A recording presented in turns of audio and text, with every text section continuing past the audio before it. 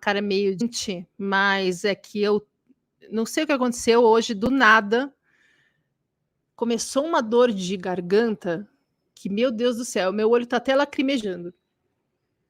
Então, se eu estiver limpando lagriminha, saibam que eu não estou. Gente, pulou um negócio aqui e eu tô na dúvida se o que eu falei até aqui estava valendo, então eu vou me fazer de louca e vou começar de novo, tá? Boa noite! Boa noite, Carlotinha, Kátia, Luana e Thalita. Eu vou ficar com essa voz meio inconstante aqui e com essa cara de doente, mas é porque hoje eu estava atendendo e, assim, do nada me deu uma dor de garganta, gente, mas uma dor de garganta, assim, sabe? Não é que ela começou e foi aumentando, ela explodiu, assim. Ou seja, vem uma gripe por aí, né? Então, é o que temos para hoje. Semana passada já não tivemos aula por causa da nhaca, né, que está sendo provocada pelo tratamento que eu estou fazendo. Às vezes eu tenho uns dias meio horríveis, às vezes eu tenho uns dias bons. A maioria dos dias, graças a Deus, tem sido bons, mas quando dá pau, dá pau. E aí eu não ia desmarcar hoje de novo por causa de uma dor de garganta, não é verdade? Estamos aqui clamando para Nossa Senhora da Faringite para ajudar neste momento, porque hoje nós vamos falar sobre o medo de voltar ao trabalho, o que significa que teremos muito assunto, certo? Boa noite, Rafael. Boa noite, Ana Carolina. Gente, para quem é novo aqui, essa minha voz de telefantasia não é normal. Meu nome é Roberta Caruzzi. Eu tô, graças a Deus, na reta final de recuperação do meu burnout, desde 2014 nessa luta, vendo as pessoas falando groselha na internet, especialistas falando do que não sabem, médicos alopatas falando bobagem, pessoas falando que superaram um burnout, mas seguindo frágeis emocionalmente, informações superficiais. Então, cá estou para falar a real. As aulas ficam 24 horas no ar, porque eu quero o comprometimento de vocês, tá? Burnout exige o nosso comprometimento. Quem está vendo a aula ao vivo está comprometido em sarar. Quem está vendo gravada quer sarar. Quem me fala, eu não pude ver porque eu não tinha outra coisa, não está interessado em sarar. Prioridades. Se a sua prioridade numa recuperação de burnout não for você, sua saúde, seu bem-estar, eu não sei o que pode ser e eu não sei, acho que você não entendeu o que nós estamos fazendo aqui. Ok? Só deixando claro, eu não falo com vítimas, eu falo com pessoas que, como eu, foram derrubadas pela vida, mas que estão a fim de levantar e seguir em frente, melhores e mais fortes, tá? Porque pode não parecer, mas você pode fazer isso. Confia, ok? Luana, isso aí, Luana. Vamos nos curar. Vamos. Quanto mais a gente se informa e se conscientiza, menos desesperado a gente fica. Quanto menos desesperado a gente fica, menos estresse a gente está gerando para o corpo. Quanto menos estresse a gente gera para o corpo, mais a gente colabora com a recuperação e não com a doença. Ok? Nossa, preciso anotar isso que eu falei, adorei. Então vamos lá. Vamos falar hoje sobre o medo de voltar a trabalhar. Eu abri a caixinha na semana passada, né, que ia ter essa aula, e eu vi que muitas das dúvidas, né, eu abro a caixinha para que as pessoas mandem perguntas e dúvidas para ajudar a montar a aula, e eu vi que muitas das dúvidas eram referentes à volta ao trabalho. Então, uma vez que voltou a trabalhar, como se manter são nessa volta para não cair outra vez, tá? Então, nós vamos fazer parte 1 e parte 2. Hoje é a parte 1. Nós vamos falar sobre o medo de voltar a trabalhar. E na semana que vem a gente fala em se tendo voltado a trabalhar, como se manter não doente, como se manter equilibrado, ok? Então, hoje, o medo de voltar a trabalhar.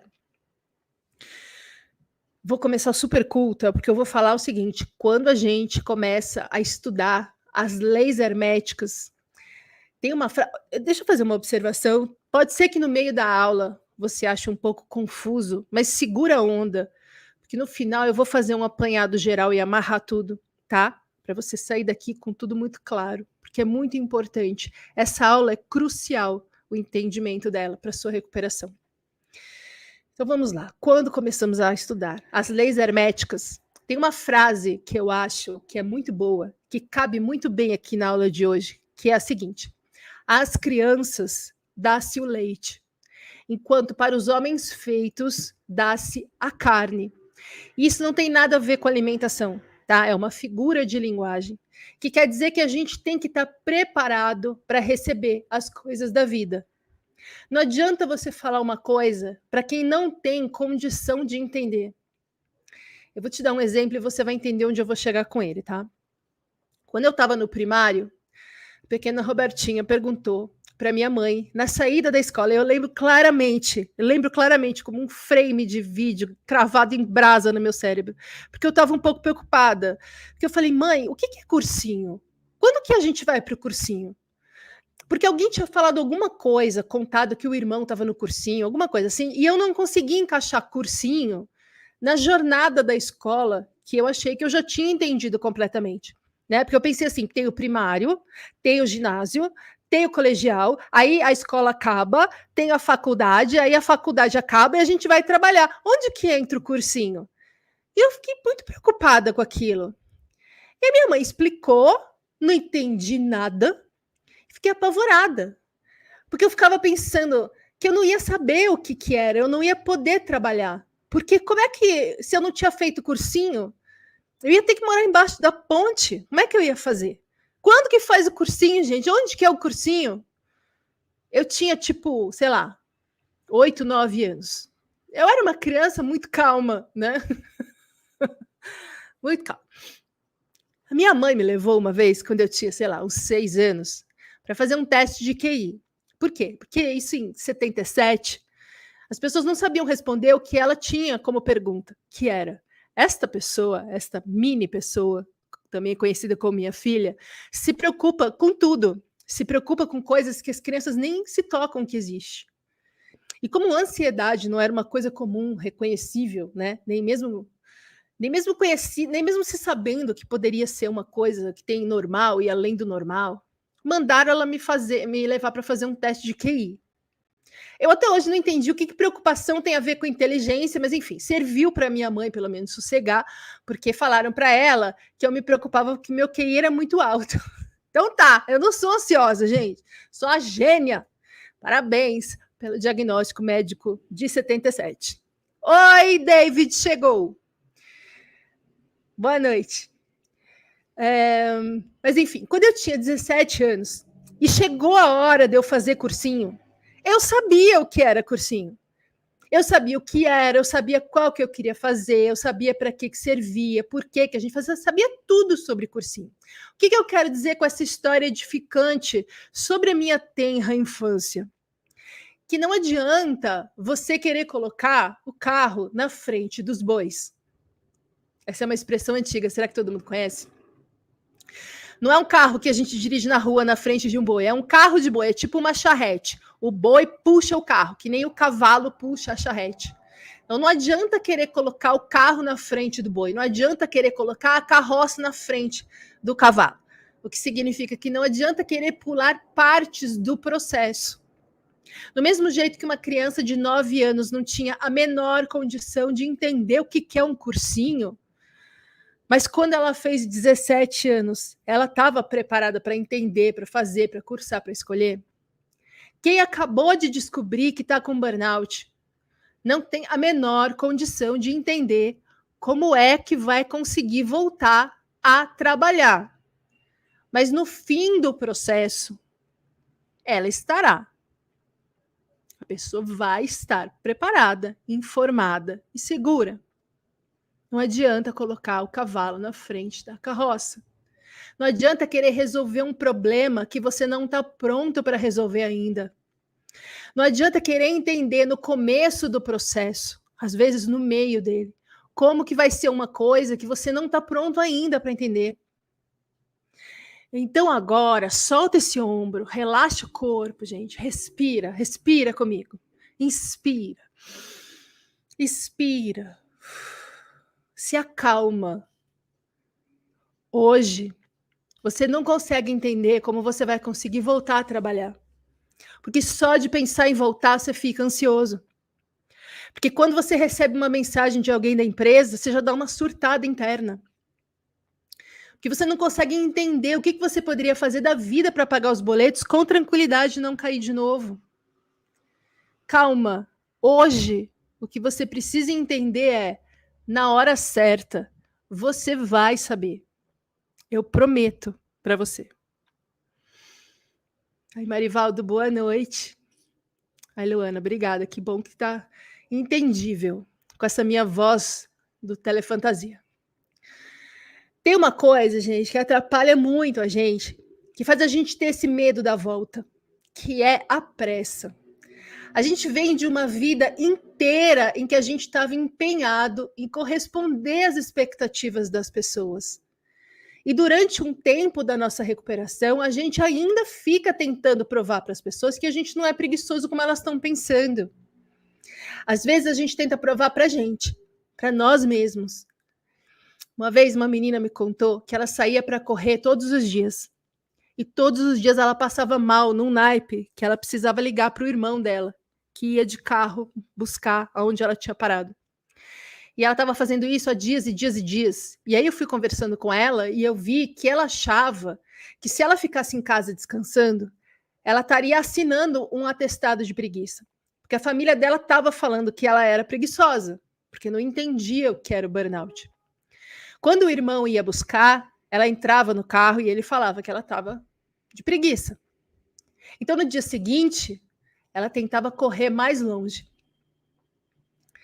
Essa programação que a gente traz de provar para as pessoas que a gente pode fazer as coisas é muito comum nos burnoutados. A gente tem aí, nós falamos na aula 1, na aula 2, aliás, um problema de autoconfiança. A gente não acredita que é bom o suficiente. E quando a gente não acredita que é bom o suficiente, a gente precisa da validação dos outros. A gente precisa que alguém fale para a gente o quanto a gente é bom. E para ter isso, a gente faz qualquer coisa. A gente fica tentando corresponder às expectativas. A gente fica tentando desesperadamente não ser julgado, não ser criticado. E quando a gente se vê sem poder trabalhar, sendo obrigado a se afastar do trabalho, com as pessoas à nossa volta falando que a gente está de frescura, que é coisa da nossa cabeça, que a gente é preguiçoso, a gente tem pressa de voltar a trabalhar e mostrar que a gente não é nada disso. Porque a gente sabe o quanto a gente ralou, o quanto a gente se comprometeu, se sacrificou e lutou para chegar aonde a gente chegou. O problema é que onde a gente chegou foi em um burnout. E como a gente viu na aula 5, eu acho, a pressa é inimiga da recuperação. Eu vou te dar o meu exemplo. A gente tem um fio aqui embaixo do meu braço que eu vou ter que arrumar, porque eu estou querendo muito amaldiçoar ele por 3 gerações. Pronto, consegui. Meu exemplo. Logo que eu tive o treco, eu saí da última agência que eu estava, né, a última agência que eu trabalhei, 3 dias antes do treco. Meu último dia foi na terça, na sexta eu tive o treco. E a minha intenção ao sair dessa agência era a de ficar fazendo freela. Então as pessoas me ligavam, não sabiam, né, que eu tinha tido um treco, sabiam só que eu tinha saído da agência, que eu ia começar a pegar freela. Elas me ligavam para passar freela. E quem me acompanha mais tempo sabe o estado que eu estava, né? Eu ficava 14 horas dormindo e 10 deitada no sofá, não chegava no banheiro, que eu não conseguia dar mais de 4, 5 passos sem sentar 2 minutos para me recuperar. O que eu falava quando a pessoa me ligava para passar freela? Olha, hoje eu não posso, mas daqui umas 2, 3 semanas assim, no máximo, eu posso. Eu cheguei meio a pegar um job, de tanta certeza que eu tinha, que era só dar uma descansada, sabe? Eu não sabia, não tinha diagnóstico, estava há 3 anos antes de ter o diagnóstico. Eu achava que era tipo uma intoxicação alimentar, sabe? Que você passa uma semana deitado, comendo chuchu e arroz sem sal e pronto. Eu demorei 2 anos para aceitar que eu não ia poder voltar. Fiquei desesperada. Foram mais 2 anos para eu entender que eu poderia fazer uma outra coisa. Para eu aceitar que eu não gostava mais de fazer aquele trabalho que eu tinha antes. E nessa hora eu tive um entendimento ali que eu pensei, caraca, se eu tivesse sarado em 6 meses, eu teria voltado a trabalhar na mesma coisa, do mesmo jeito, no mesmo ritmo. E quando eu comentei isso com o meu médico, que na época era o doutor Fofinho, ele acrescentou, e provavelmente você teria tido um AVC aos 50 e poucos anos. Cara, aquilo caiu na minha cabeça feito uma bomba, porque eu sabia que ele tinha razão. Eu teria voltado a trabalhar do mesmo jeito. E eu estaria morrendo por agora, gente. Eu vou fazer 52 anos em setembro. Gente, não é brincadeira nem exagero. Das pessoas que trabalharam comigo durante esses anos que eu estava me recuperando, que eu saiba, 7 tiveram um AVC ou um infarto. Teve quem tenha se recuperado, teve quem tenha morrido, e teve um que quase virou um legume. Está numa recuperação pesadíssima, crudelíssima. Gente com crise de ansiedade, eu perdi a conta. Gente me procurando no inbox com burnout, pedindo para eu não comentar, aos quilos. E foi aí que eu pensei, pera lá, o problema sou eu ou é a profissão? Tudo bem, mais tarde, mais para frente, né? Eu entendi que o problema é a cultura em que a gente vive, como eu vivo falando. Mas naquele momento eu coloquei o problema na profissão de publicidade, de publicitário, né? E tudo bem, porque serviu para eu entender que não era comigo, não era eu falhando, não era eu fracassando, não era eu não dando conta. E quando eu tive esse alívio de ver que o problema não era eu, porque eu nunca tinha ouvido falar em burnout, eu nunca tinha visto alguém com aquilo que eu tinha. Eu ouvia as coisas mais cruéis. Então, eu meio que achei que eu tinha ganhado o prêmio loser da humanidade. Por isso, eu comecei a falar de burnout na internet.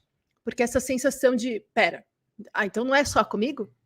É maravilhosa, é libertadora, e vocês sabem disso tão bem quanto eu. Mas voltando, eu me empolgo. Quando eu vi que o problema não era eu meio que me autorizei pensar no que mais eu poderia fazer. Porque enquanto eu entendi que o fracasso era eu, que eu era o problema, que todo mundo dava conta menos eu, que eu era a vergonha da família, eu pensava assim, eu não posso trabalhar nem em agência, nem em porcaria nenhuma. Porque se eu sou um fracasso total, é varrer a rua, né? Meu destino. Nem isso, porque eu fico cansada, não consigo varrer. Se o problema era eu não daria certo em nenhuma nova profissão. E na hora que eu entendi que o problema não era eu falei, ok, então peraí, se trabalhar em agência não é mais o que eu quero ou posso fazer, o que é que eu quero e posso fazer? E eu fiz uma lista, eu sou a Maria Caderninha, Maria Listinha. Fiz uma lista de tudo o que eu sabia fazer, de tudo o que eu gostava de fazer, de tudo o que eu fazia bem e o que de tudo isso podia pagar meus boletos dali um tempo. E pera, quero terminar de contar isso depois, peraí. Depois eu volto aqui para o roteiro. Nenhuma dessas coisas que eu tinha listado era ser terapeuta. Eu tinha certeza que eu ia virar roteirista. Porque eu lá atrás tinha flertado com essa carreira, mas aí eu amarelei. Já contei isso, né? E aí eu recomecei os estudos, eu tirei a poeira dos livros, eu recuperei meus roteiros. E eu estudei mais e me inscrevi em 4 concursos de roteiro para testar a minha habilidade até ali e meio que ter uma ideia do que eu precisaria fazer com que intensidade a partir dali. Dos 4 concursos eu ganhei 2, no terceiro eu fiquei como finalista. Um cagou para mim. Isso é um ótimo sinal. Eu fiz script doctoring, mentoria. Eu podia ter seguido esse caminho. E isso me deu uma tranquilidade, sabe? De pensar, olha aí, tem outras coisas que eu posso fazer. Porque eu nunca tinha pensado em fazer outra coisa. Eu era aquela pessoa que falava, mas é isso que eu sei fazer. É isso que eu gosto de fazer. Não consigo. Eu entrei na faculdade para ter a profissão que eu tive durante 25 anos. Eu não sabia o que eu poderia fazer além dali. Só que durante todo esse caminho de me inscrever em concurso de roteiro e estudar roteiro e ficava caindo no meu colo curso de coaching, cursos de terapia, e eu falava, credo, algoritmo. Pera, que eu quero contar outra coisa. Fiquem tranquilos, um bom roteirista sempre amarra todas as pontas soltas, e eu tenho aqui uma cola, tenho um roteirinho aqui. Mas quando eu estava no ginásio, eu resolvi que eu ia fazer medicina. E todo mundo falava, faz propaganda. E eu falava, credo, não, eu quero fazer medicina. Gente, eu cheguei a frequentar não sei se pode chamar de curso, um negócio lá, de orientação vocacional E o orientador vocacional falou: faz propaganda. Eu falei: credo, vou fazer medicina. E ele era no lugar que minha mãe trabalhava, né, na Fundação Carlos Chagas, e ele falou para minha mãe: olha, ela está com uma ideia fixa, boa sorte, tchau. Mas enfim. E aí todo mundo faz propaganda. E quando eu estava no terceiro colegial, inclusive na minha escola, a gente optava em fazer o terceiro colegial mais voltado para humanas, para exatas ou para biológicos, né? E eu estava fazendo o terceiro ano em biológicas, para prestar medicina. Fiquei entre psicologia e medicina e acabei indo por medicina. Hoje eu sei que por influência dos meus tios, que eram médicos e eram os superstars da família. Lá para maio desse ano do meu terceiro colegial, um dia eu fui dormir convicta de que eu ia prestar medicina. Minha mãe já via a minha convicção de que ela já estava guardando dinheiro, desesperada, que ela ia ter que pagar a faculdade de medicina. Fui dormir e acordei decidida a fazer propaganda. Não me pergunte. Não me pergunte. Mas aí, voltando. Estava caindo curso de coach no meu colo, na minha cara. E algumas, várias, muitas pessoas comentavam comigo que eu seria uma boa coach, que eu devia trabalhar como terapeuta ou como psicóloga. E eu falava, ai, credo, coach é cafona. Olha os coaches aí falando merda, tomando banho gelado 4 da madrugada. E aparecia na minha frente um monte de coisa relacionada com terapia. E eu falava, ai, credo, todo mundo que quer mudar de carreira vai ser terapeuta. Só que eu fiz várias dinâmicas de coaching e de outras coisas ligadas a essa descoberta profissional que eu estava tentando entender. E eu me surpreendi vendo que o meu caminho era levar a palavra sagrada do burnout, era falar sobre burnout e ajudar as pessoas nisso. Minha cabeça explodiu. E eu fiquei pensando, mas fazendo o quê? Vou ficar falando? Fazendo o quê? Vou virar influencer? Aí eu lá, quebrando a cabeça para entender que raio que eu queria fazer. Um dia eu fui fazer o Evangelho no Lar, né? Que eu faço toda semana. E do nada, eu entendi. Ah, entendi. O que eu quero fazer é terapia integrativa. Chupa preconceito. Chupa Roberta. Inclusive, eu uso muito do que eu aprendi no curso de coach que eu fiz no meu atendimento. Mas, de novo, do nada, pela segunda vez, do nada, eu entendi o caminho. Outra referência que entrega a minha idade, mas talvez muitos de vocês conheçam, um filme com o Kevin Costner. Como é que chama? Que ele tem que construir um campo de beisebol. E todo mundo acha que ele tá doido. E aí tinha lá um fantasminha, lá um espírito que falava, quando você construir, eles virão. Quem lembra desse filme?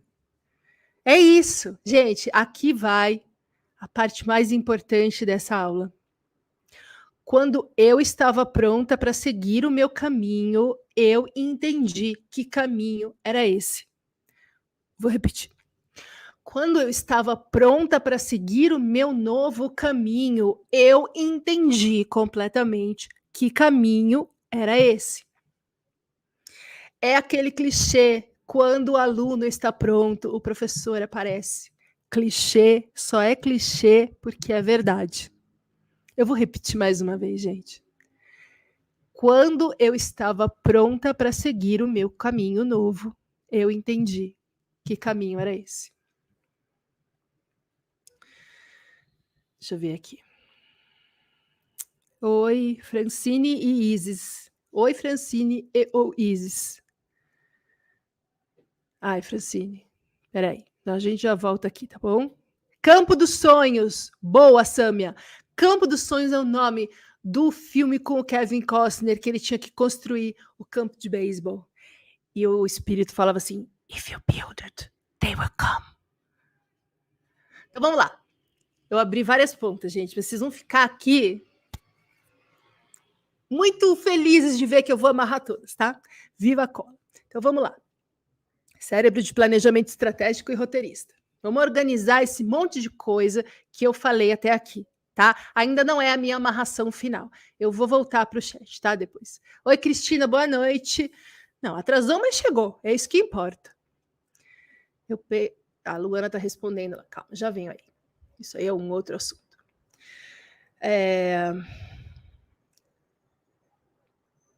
No começo do processo, gente, você tá com a sua autoconfiança abalada, tá fragilizado, tá traumatizado, sua ansiedade tá a mil. Você tá se sentindo um fardo para sua família, para o seu companheiro, tá achando que é a decepção da vida deles. Ouvindo groselha de médico, de psicólogo, de terapeuta, de amigo, de colega, de parente, de vizinho, duvidando da sua capacidade, achando que tudo aquilo pelo que você se sacrificou foi para o lixo, tentando seguir na velocidade da cultura dos coaches, com 809 abas abertas no cérebro. Não tem como você entender o que você vai fazer agora. Você mal consegue entender o que raios está acontecendo no presente. Como é que você vai entender o que você vai fazer no futuro? Então, primeiro, você precisa entender o que aconteceu.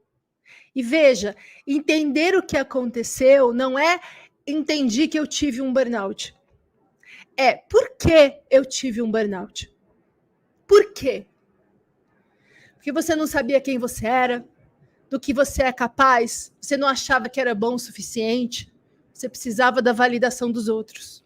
E o que a gente faz para obter a validação dos outros? A gente faz o que todo mundo faz.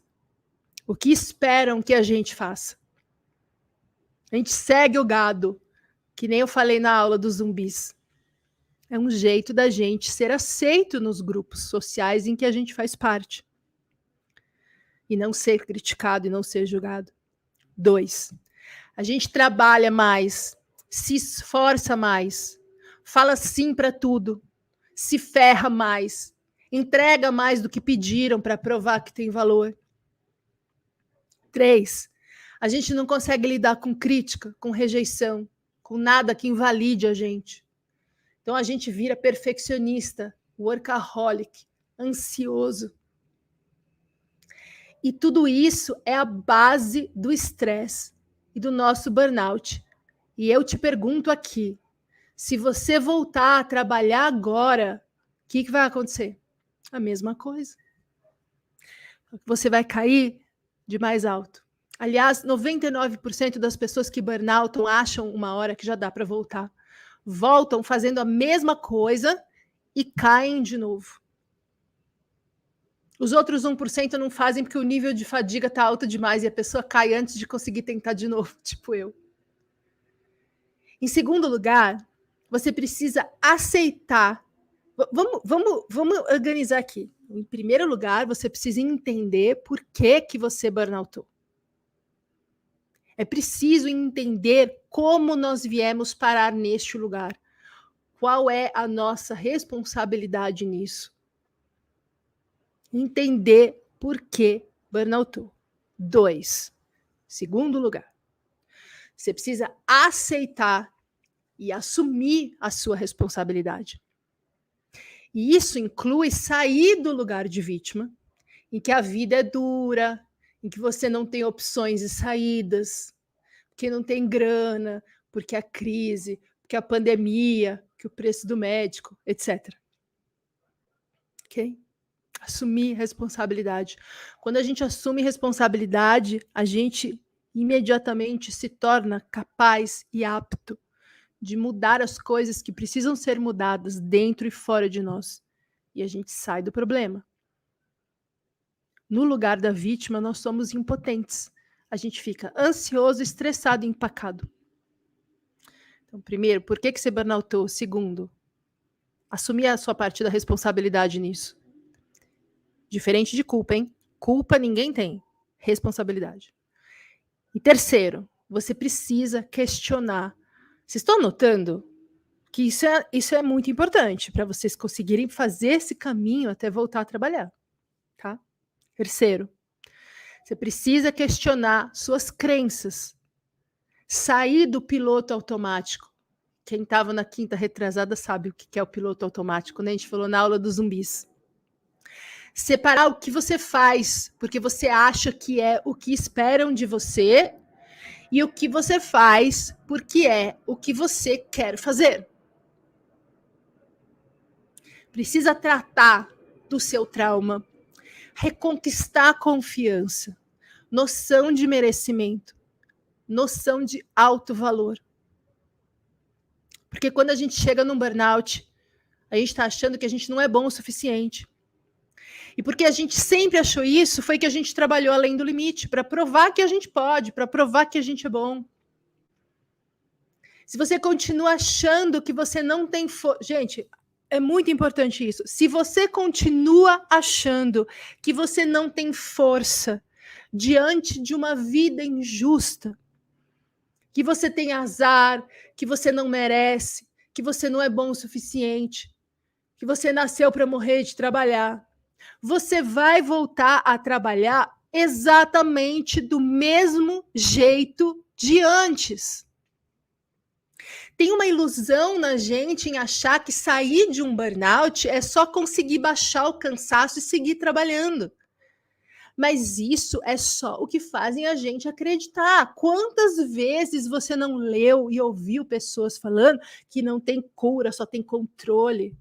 Quantas pessoas você não ouviu falando que se curaram de burnout e ainda são um trapo de chão emocional de tão frágeis? Quantas vezes você não me ouviu lá vociferando, falando, discursando contra isso? Se você não muda, nada vai mudar. Calma que a gente vai amarrar isso, se tiver confuso. Vamos falar agora de 3 possibilidades aqui, para que você tenha essa pressa em voltar a trabalhar. 3 coisas que fazem essa pressa de voltar a trabalhar surgir em você e ganhar essa força dentro de você. Vamos ver 3 coisas que te traz esse medo de voltar a trabalhar ao mesmo tempo que você está com pressa de voltar. 1. Vou pôr minha cola aqui. 1. Você quer voltar a trabalhar? Quando você pensa em voltar, você tem prazer com essa imagem? Com esse pensamento? Não. Você quer voltar porque você continua querendo provar que pode, que é forte, que não é preguiçoso, que não é nada disso do que as pessoas pensam de você. Você quer voltar a trabalhar porque você ainda precisa da validação dos outros. E você vai voltar e vai fazer tudo igual. E vai cair tudo de novo. Eu não estou jogando praga nem criticando, tá? É um caminho pelo qual todos nós passamos e no final das contas nós vamos ver opções. Ok? 2. Segundo motivo. Ou você quer voltar para não se queimar no mercado ou na empresa. Talvez você tenha uma impressão de que se você demorar para voltar, tudo aquilo pelo que você se sacrificou tanto para conquistar vai para o lixo.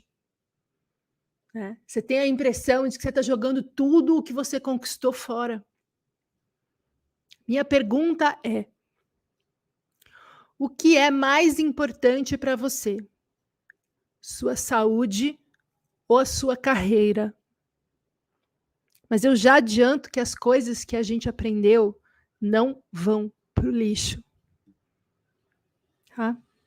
Eu uso o que eu aprendi como planejamento estratégico de comunicação integrada na terapia, por mais maluco que isso possa parecer, admito. Mas se eu não tivesse conhecimento de planejamento estratégico, meu método de terapia não seria tão bom. Nada vai para o lixo. Nem que seja como experiência de vida, gente. E se você se queimar em uma empresa ou em um mercado, porque estava fazendo o que era melhor para a sua saúde, para que você quer continuar nessa empresa ou nesse mercado? É uma pergunta boa de ser respondida. Se você vira para a empresa e fala, eu não tinha outra opção, eu precisava me cuidar, eu estava doente, infeliz, ansioso, estressado, e agora que eu estou bem, voltei. E a empresa fala, eu não quero saber de você. Você acha que vai ser um bom emprego para você? Um bom trabalho que vai preservar sua saúde mental? Não, né? Não, né? Terceiro motivo. Talvez você queira voltar, porque você tem contas a pagar. Minha pergunta é: atenção. Relaxa primeiro, gente. Sai da defensiva. Minha pergunta é: só tem esse emprego? Se essa empresa chegar amanhã para trabalhar na empresa, ela explodiu, você vai morar debaixo da ponte? Porque não existe outra opção? É o único lugar no universo que você pode trabalhar? Na verdade, nesse terceiro motivo aqui, nesse item 3, eu tenho uma outra pergunta também. Porque eu sou uma pessoa perguntadeira. E aí vai o meu lado planejamento. E a outra pergunta é: se você forçar a barra do seu corpo, você vai ter um treco do tamanho do treco que eu tive. Se tiver alguém novo aqui, meu treco foi em 2014. Ok? Eu precisei ficar 8 anos sem trabalhar. E muita gente acha que não trabalhar por 8 anos foi uma opção minha. Eu não tive opção. Eu simplesmente não tinha a menor condição física. Pergunta 2 é: não seria pior ficar 8 anos sem trabalhar para suas finanças? Pensa. O que a gente tem aqui, então? Você querendo voltar a trabalhar para não te julgarem preguiçoso, fraco ou fracassado. Você querendo voltar para não perder a chance de trabalhar na empresa que te deixou doente. Você querendo voltar a fazer um trabalho que consome a sua alegria de viver. Você querendo voltar porque acha que não tem outra saída. Temos outra pergunta. Minha pergunta agora é: vocês realmente acham que isso pode dar certo? Ou vocês acham que tudo isso continua gerando uma montanha de estresse em cima de vocês e não tem como uma pessoa se recuperar deste jeito? Gente, recuperação de burnout significa, grosso modo, na prática, você consertar o estrago que o estresse fez no seu corpo e, na paralela, como nós vimos na aula 3, aprender a não gerar estresse em excesso para o corpo. Isso é possível de fazer voltando a trabalhar antes da hora, no lugar que te adoeceu, porque você sente que não tem saída, que a vida é injusta. Você acha que isso é uma coisa que vai colaborar com a sua recuperação? Isso é colocar o carro na frente dos bois, o cavalo na frente da carroça, para quem é novo. Porque tudo isso que eu falei aqui, atenção, muita atenção. Tudo isso que eu falei aqui são indicativos de que você precisa priorizar o seu tratamento. Primeiro a gente se trata e depois a gente volta. Calma, turma do boleto. Vamos chegar aí. Isso é um tempo da natureza, do mesmo jeito que não adianta você ficar do lado de um vasinho com uma mudinha de árvore, batendo palminha, falando: vamos, árvore, vamos, mais rápido, cresce! Ela não vai se apressar. Ela tem o tempo dela. Independentemente do que você faça, pense, grite. Do mesmo jeito que não adianta você falar: olha, eu tô grávida, mas eu tô com pressa, então eu quero que esse bebê nasça em 3 meses, porque eu tenho muita coisa para fazer. Deus rindo de você. Ele vai se desenvolver no tempo dele. E o que acontece se você tenta apressar a árvore? Sei lá, jogando um monte de adubo nela de uma vez. Ao invés de crescer, ela vai morrer. E se você tentar apressar o crescimento do bebê na barriga, sei lá, tomando anabolizante, ao invés de crescer, o bebê vai morrer, né? Se você tentar apressar a sua recuperação ficando... Gente, pelo amor de Deus, anota isso. Num post-it, gruda na testa. Põe o post-it na testa com isso que eu vou falar. Se você tentar apressar a sua recuperação ficando ansioso porque tem que voltar a trabalhar ao invés de se recuperar, você vai piorar muito. Apesar de todo mundo hoje achar que é robô, ai, não tenho tempo para ficar doente. Apesar de achar que é robô, você é parte da natureza. Eu sou parte da natureza. Não tem outra coisa a fazer a não ser esperar o tempo do seu corpo e colaborar de todos os jeitos para que ele tenha tudo o que precisa para se fortalecer. Calma, turma do boleto. Médico, terapia, alimentação, meditação, atividade física, higiene do sono, conexão com a natureza, respiração, descanso. Se você tentar apressar ao invés de melhorar, você vai piorar. Já vou adiantar uma coisa, um spoiler para a turma do boleto. Ai, mas eu não tenho dinheiro para pagar um médico. Nós vamos chegar aí, mas eu queria dizer agora, disso que eu listei, o que tem que se pagar? O médico, né? Porque, infelizmente, o tratamento para burnout não é uma coisa democrática e os médicos alopatas mais atrapalham do que resolvem. Mas eu tenho certeza que você parou nessa hora que eu falei médico e parou de ouvir o resto, pensando, tá vendo? Eu tenho que ter dinheiro para pagar. Terapia dá para fazer de graça, alimentação dá para fazer de graça, sim, a mudança de alimentação. De graça. E, na verdade, a alimentação que é boa para o nosso intestino, para o nosso tratamento, não é mais cara. Tá? A única coisa cara que tem na minha alimentação hoje em dia é um whey milionário que o médico maluco me mandou tomar, que você poderia muito bem substituir por Ora Pronobis, que você pega na rua e planta, que é o que eu fiz aqui num vaso. Meditação é de graça. Atividade física, vai andar na rua de graça. Higiene do sono, de graça. Conexão com a natureza, de graça. Exercício de respiração, de graça. Descanso, de graça. Vamos sair da defensiva, tá? Soluções. Aí, turma do boleto, vamos lá. Soluções. Depois eu vou pro chat, tá? Eu tô querendo usar a voz que eu tenho. Tô até com um pouquinho de febre para acabar a aula. Tá acabando. Soluções. Você está sofrendo em pensar no julgamento das pessoas? Sim ou não? Está sofrendo em pensar no julgamento das pessoas?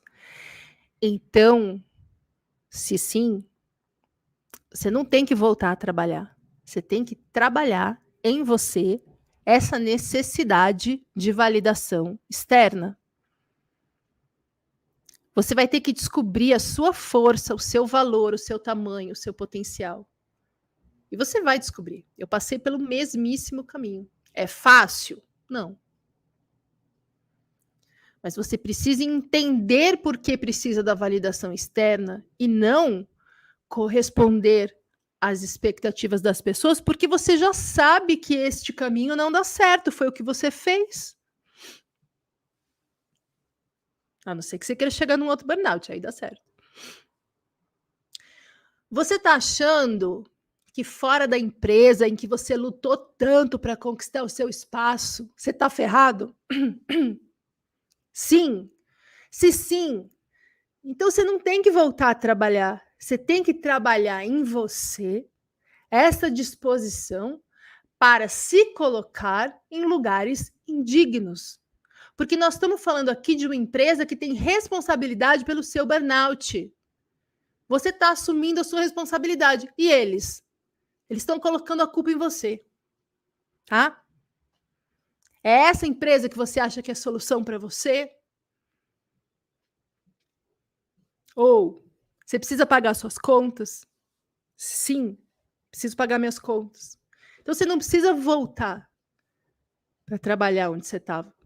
Você precisa arrumar uma fonte de renda dentro do seu limite atual, que colabore com a sua cura e não que colabore para você ter um treco ainda maior e ficar anos e anos e anos e anos sem ganhar um puto.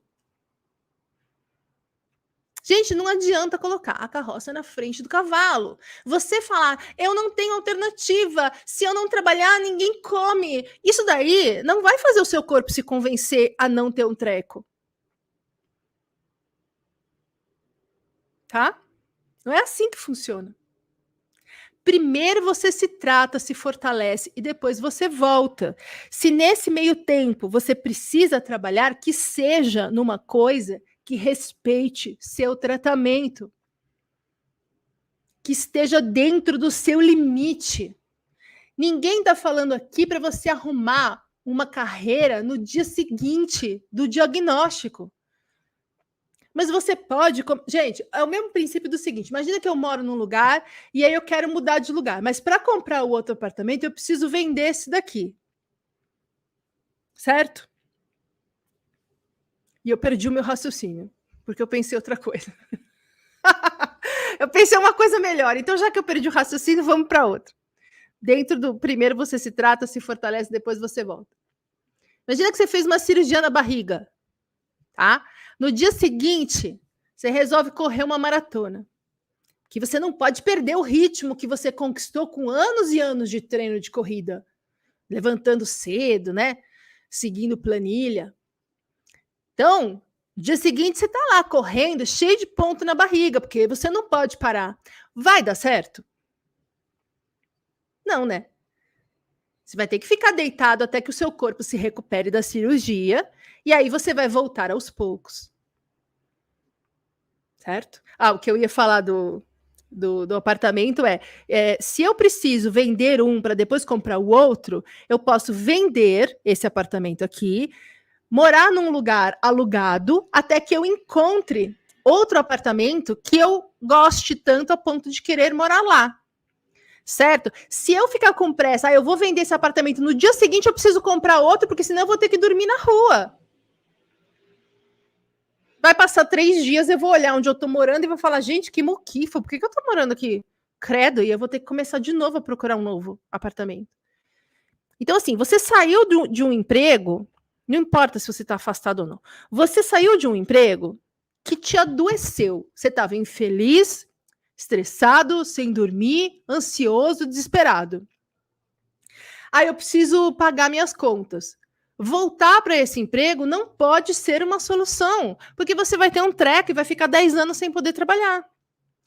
Mas também você não está em condição hoje de entender qual é a sua próxima carreira, qual o seu próximo trabalho e decidir tudo hoje para amanhã começar a mandar currículo. Não é assim que funciona.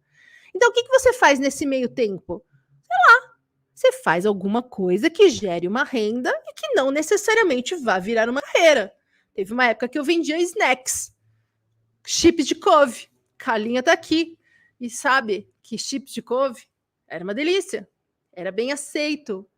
Eu tinha a pretensão de profissionalmente virar a rainha dos snacks, a rainha do desidratador, chips de couve, Roberta. Nunca tive, gente. Nunca me vi trabalhando nessa área, não tinha a menor pretensão. Mas eu também não sabia ainda o que eu queria fazer e voltar para o que eu trabalhava não era uma opção, porque me fazia mal, porque me traumatizou, entende? Eu não falei, eu sou terapeuta e peguei 10 clientes por dia. Eu comecei atendendo um por dia, um por dia, um dia, um por dia, 2 dias. Aos poucos. É como se você estivesse se recuperando da cirurgia da barriga para voltar a correr. Você não sai correndo. Você primeiro senta, aí você anda em casa, aí você anda 5 minutos, você vai correr daqui sei lá quantos meses. Que se você insistir em apressar, ao invés de se recuperar, você vai se ferrar. E vai ficar muito mais tempo ainda fora de combate. Para que você quer voltar a trabalhar? Essa é a pergunta que você precisa se fazer. Essa é a pergunta da noite. Não tem nenhuma resposta, nenhum motivo que seja mais importante do que você se recuperar. Aproveita o fim de semana, sexta, sábado, domingo, para pensar: por que você quer voltar a trabalhar? Por que você está com pressa de voltar a trabalhar? Acha o motivo e entende para onde você precisa olhar. Voltar a fazer o que você fazia, ainda mais sentindo que não tem outra opção, é a pior coisa que você pode fazer. Você vai estressar, vai cair e vai ter um treco. Me ouve. Do tamanho do que eu tive e, de novo, me ouve. Não foi opção minha ficar 8 anos fazendo cosplay de batata neste sofá. Tá? Muito bem. Me empolguei. Vamos ao chat. Ai, ai. Vamos lá. Onde paramos? Nananana. Ei, Roberta, cheguei atrasada, mas chegou, Li. Medo não, você foi muito boazinha. É pânico, crise de ansiedade de pensar em voltar a trabalhar. Então, se você está em pânico com a possibilidade de voltar a trabalhar, vai te fazer bem voltar a trabalhar? Não. Será que não seria melhor pensar numa possibilidade que não te estresse, que não faça você passar do limite, mas que deixe você ativa, que gere uma renda? Eu acho que vale muito mais. E você pode chegar à conclusão de que você não está pronta ainda para fazer nada. Pode fazer aqueles sites de freela, online. Gente, tem tanta coisa para fazer hoje em dia. Seguir. Tem gente que tem perfil só para falar de possibilidades de gerar renda, sem sair de casa, por exemplo. Pode não ser o que você sempre sonhou, pode não ser nem um pouco agradável, mas a prioridade não é você achar um serviço muito bacana, um trabalho divertido que te dê status junto aos amigos. É você sarar. Quem que volta em pânico para o trabalho e dá certo? Estou há 1 ano e 8 meses afastada. Tenho perícia dia 28 de julho e a medicina do trabalho já disse que não tenho por que eu ficar em casa. Nananana. Então, estou apavorada. A minha pergunta para você é: só tem esse emprego? Não existe outro emprego no mundo inteiro. A única coisa, a única possibilidade que existe na sua vida é voltar para esse lugar que te adoeceu. Você acha que vai dar certo? Eu acho que não. Marivaldo, estou apenas há 15 dias afastado. Então você está bem no comecinho do processo, né? Mas se você puder não pensar nisso por enquanto, começar a pensar em outras possibilidades que não seja voltar para esse lugar, que não seja ficar estressadíssimo com perícia, vendo afastamento. É claro que com a possibilidade de ter um afastamento a gente deve ir atrás, mas até onde isso vale a pena? É sempre minha pergunta. Recomendo que vocês vejam Marivaldo e Francine ou Isis. Um vídeo que eu fiz, que eu acho que está nos destaques do Instagram, mas enfim, coloca no meu canal na busca perícia que vai vir. É um vídeo bom para vocês verem. 2014, Luana, meus primeiros sinais. 2016, o auge até hoje. Luana, para eu opinar, eu precisaria saber melhor que tipo de tratamento você está fazendo, tá? Porque se você estiver fazendo o tratamento correto, 4 anos estagnada, não tá certo. Aqui a Cristina ou parava ou morria. É isso, não tem uma opção. Ana Carolina, eu voltei a trabalhar há 6 meses em empresa diferente, mas não estou me achando, um desânimo de ter que fazer o que foi me pedido. Então, ou seja, não está te fazendo bem. Minha pergunta para você, eu sou toda perguntadeira, tá, gente? Eu sou um pouquinho chata. Bastante. Minha pergunta para você é: qual é o seu plano B? Porque às vezes a gente volta a trabalhar e fala: ah, beleza. Ai, que bom, não preciso mais ficar procurando, passando por entrevista, correndo risco de ser rejeitada. Ufa, vou ficar aqui bem quietinha. Ai, tô parecendo Superman com o Pega Rapaz. A pergunta é: qual é seu plano B? Você já está vendo o que você vai fazer? Já está procurando outra coisa? Tocou o despertador do meu remédio. Precisa ter um plano B, porque quando a gente se vê num lugar que nos faz mal, sem possibilidades de sair, o estresse é muito maior. Pela impotência que a gente se sente. O sentimento de impotência é a coisa mais altamente estressante que tem. Quem é concursado pensa. Gente, quem é concursado. Então, mas olha só, Li. Mas quem é concursado pensa: como terei saúde e forças para garantir que passarei em um novo concurso? A única possibilidade, gente, de trabalhar é sendo concursado. Brasileiro tem essa ilusão de estabilidade. Vocês sabiam que tem muita gente que tem um negócio que chama bore-out? Enfim, eu não vou discutir o termo agora, mas não gosto, que é a pessoa tá num emprego tão tedioso que ela fica estressada. Mas ela fica, porque tem estabilidade. Você acha que você merece escolher a sua carreira pelo sentimento de segurança, de estabilidade e deixar para trás as coisas pelas quais você é apaixonada, as coisas que fazem bem para você, que te desafiam, que te motivam? Porque a única possibilidade é prestar outro concurso. Eu não consigo entender. Olha lá, no serviço público tem muita perseguição. A Eloá trabalhava no serviço público e burnoutou com 21 anos. Ai, meu Deus, perdi aqui. Ai, meu Deus, pulou. Aqui. Primeiros sintomas foi no ano passado, afastei por 3 meses, voltei a trabalhar e agora piorou. Por quê? Porque os médicos do trabalho são alopatas e entendem que burnout se trata igual depressão e que, portanto, em 2 meses a pessoa está apta a voltar. A pessoa não está apta a voltar porque ninguém sara de burnout com menos de 6 meses e aí volta e piora. E agora o trabalho que você vai ter para se recuperar é maior do que 3 meses atrás.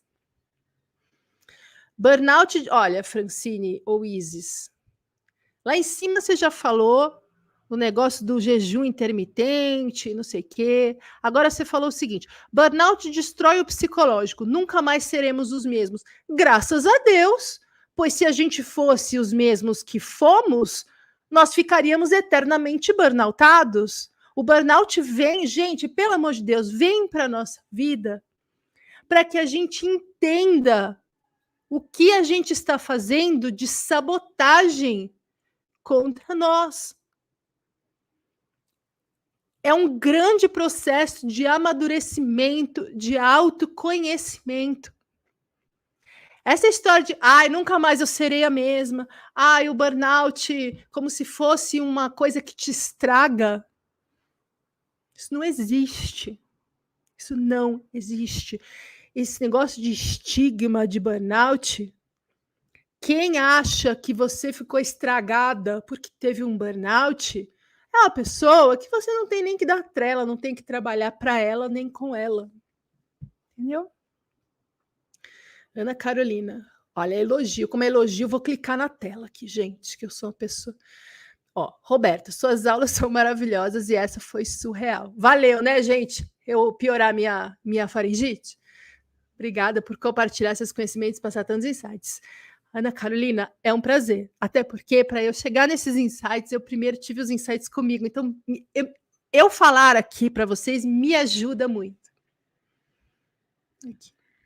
Mesmo brava, né? Obrigada. Eu me empolgo, eu fico brava. Mas eu não fico brava com vocês. Eu fico brava com o que falam pra gente, com o que a gente ouve, com as coisas pelas quais julgam a gente.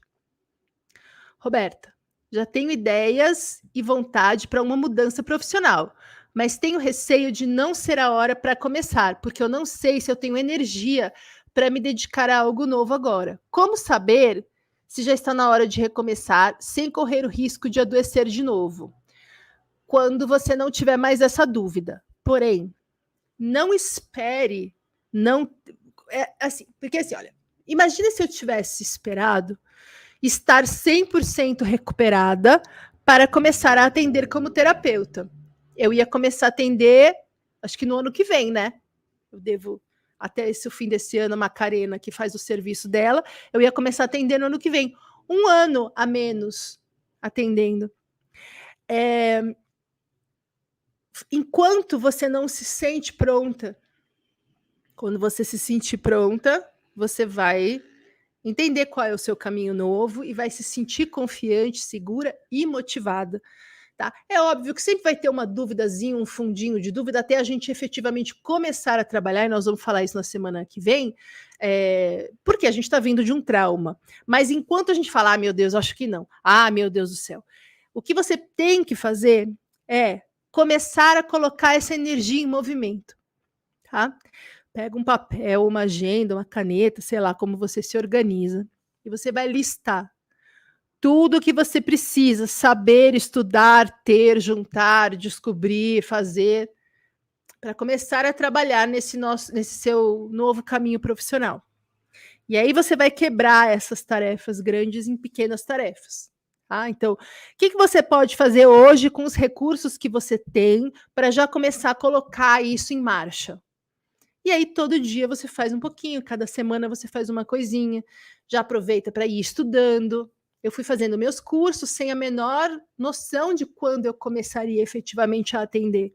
Mas comecei a estudar, comecei a fazer curso para aprender a atender pessoas. Você vai colocando essa energia para se movimentar, até para que as coisas que têm que chegar até você possam chegar até você. Mesmo que você esteja trabalhando, eu vou fazer um trabalho que é online aqui em casa para garantir uma grana, e aí você põe na agenda, bom, eu vou trabalhar de tal hora, e daí meia hora, todo dia, eu vou me dedicar ao meu plano B. E aí, meia hora todo dia, você se dedica. Se você quer saber, foi assim que eu comecei. Meia hora por dia, eu fazia tal coisa. E de pouquinho em pouquinho, gente, vocês não têm noção o que eu fiz de curso, o que eu fiz de desenvolvimento de método, de experiência, de pouquinho em pouquinho. É igual a história da pessoa que fala, eu não consigo ler um livro inteiro. Por quê? Porque ela fica esperando um dia em que ela tenha tempo suficiente dentro da rotina dela para ler meia hora do livro. E esse dia não chega. Mas se ela todos os dias lê 5 páginas, vai chegar, sei lá, no fim de X semanas, e ela vai ter terminado o livro. Ao passo que se ela tivesse ficado esperando um dia em que ela tivesse meia hora para ler um livro, e um segundo dia que ela tivesse meia hora para ler um livro, e um terceiro dia que ela tivesse um tempo para ler com calma, chega no final dessas mesmas semanas e ela não leu porcaria nenhuma. De grãozinho em grãozinho. Vocês estão acompanhando o meu negócio, meu tratamento do sistema límbico? Eu comecei andando 5 minutos. Aí deu certo, dormi. Aí no dia seguinte, 5 minutos de novo. Aí no dia seguinte, deu certo? 6 minutos. Aí no dia seguinte, 6 minutos. No começo, você fala, meu Deus do céu, não vai chegar nunca, né? Vou ter 60 anos, vou estar andando 8 minutos.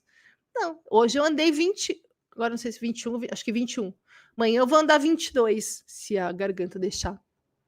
De pouquinho em pouquinho a gente vai fazendo as coisas, gente. Tem um plano B, vai pensando meia horinha do seu dia que seja nesse plano B, nesse sonho que você quer realizar, nas coisas que você precisa aprender, pesquisar, juntar, saber, aprender para realizar esse sonho.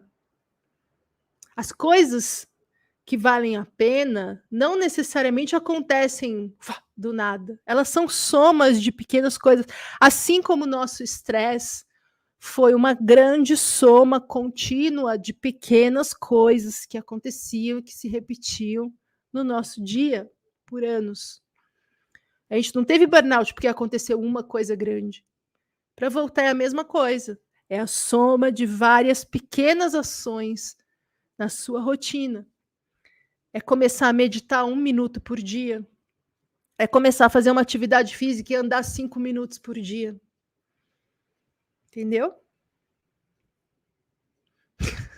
O Marivaldo, vou até por aqui. Eu gosto quando você fica brava. Outro dia teve uma menina que apareceu ali no inbox e falou assim: ai, eu pensei em ser sua cliente, mas eu achei que eu só ia tomar bronca, daí eu desisti. Ai, meu Deus. Isso aí, Luana. Semana que vem a gente vai falar de como voltar ao trabalho sem surtar. Aqui, Carlotinha. Sou testemunha que ela faz isso. É o que eu estou fazendo. Todos os dias me preparo um pouquinho mais. E às vezes a gente é tão adestrado desde cedo, né? A ficar sempre no mais estável, no mais seguro, né? E que a gente acaba se estressando demais em fazer um movimento muito grande. Então, é um outro motivo para fazer de pouquinho em pouquinho. Que de pouquinho em pouquinho a gente chega lá. Esse que é o negócio. Às vezes a gente acha, mas vai demorar. Ah, imagina ler 5 páginas de um livro por dia. Ué, de 5 em 5 você termina o livro. Tem um livro que eu leio todo dia 15 minutos. Me dá aflição? Me dá, porque eu estou acostumada a ler, mas eu não estou conseguindo colocar na rotina um tempo de leitura maior do que 45 minutos e eu tenho muita coisa para ler. Então, cada dia um pouquinho, eu vou avançando. Eu vou lendo um livro atrás do outro. Vou fazendo um curso atrás do outro. Entendeu? Que bom que ajudou. Que bom, fico feliz. Valeu minha faringite. Luana, minha amiga do... Mas, gente, calma, aí é outra coisa, né? A pessoa surtou, foi parar numa clínica psiquiátrica, por quê? A gente precisa entender qual é o contexto, né? Da pessoa, uma série de coisas. Serviço público. Então, Francine ou Isis, relaxa, calma. As pessoas não estão todas contra nós. A gente precisa entender que existem sim pessoas muito ruins, que abusaram da gente, que machucaram a gente, que não estão nem aí pra gente. Mas se a gente focar nessas pessoas, vai ser muito complicado para a gente sair do lugar da vítima, que empaca a gente. A gente fica empacado, a gente não sai do lugar. É um lugar muito, muito cruel e você não merece ficar nesse lugar. Então, sim, tem pessoas que não querem saber, tem áreas que burnoutam a gente, mas a gente precisa, numa recuperação de burnout, ensinar o nosso cérebro a não ficar vendo só o risco, o perigo, a frustração, o abuso, porque isso também é um fator estressante. A gente precisa fazer isso ensinando o nosso cérebro a ver as coisas pelas quais a gente pode ser grato, as possibilidades, as saídas que a vida apresenta, as coisas que estão dando certo. Isso é um trabalho muito importante que a gente precisa fazer, e que eu falo para todos os clientes fazerem, porque a gente ensinou o cérebro a focar só no que pode dar merda. E agora a gente precisa ensinar ele a focar nas coisas que podem dar certo. Para a gente quebrar o ciclo da angústia e do burnout. Entendeu? Então é isso, gente. Aqui, obrigado pelo seu empenho em dar essa aula mesmo doente. Obrigada. Eu sei que vocês reconhecem, por isso eu vim, inclusive, porque eu falei, se eu viesse fazer uma live qualquer, né, mas eu sei que isso ia ser valorizado, eu sei que esse tema é um tema importante, e eu sei que vocês precisavam ouvir. Essa aula, inclusive, eu estou pensando aqui, acho que eu não vou deixar só 24 horas, eu vou deixar pelo menos até domingo, porque eu veria de novo, sinceramente, para entender, para anotar. É importante o que eu falei aqui, gente. Essas coisas que eu falei aqui, eu demorei anos para entender. Anos para entender. Tá? De nada, eu que agradeço a companhia de vocês aqui. Eu engulo saliva, parece que eu engoli um gato e o gato desceu com a unha assim. Maravilhoso. Mas passa. E semana que vem, já com a voz normal, a gente estará aqui de volta e aí a gente fala sobre como voltar a trabalhar sem surtar. Tá bom? Aí, mais tempo para rever. Isso aí. Eu acho muito importante. Eu acho.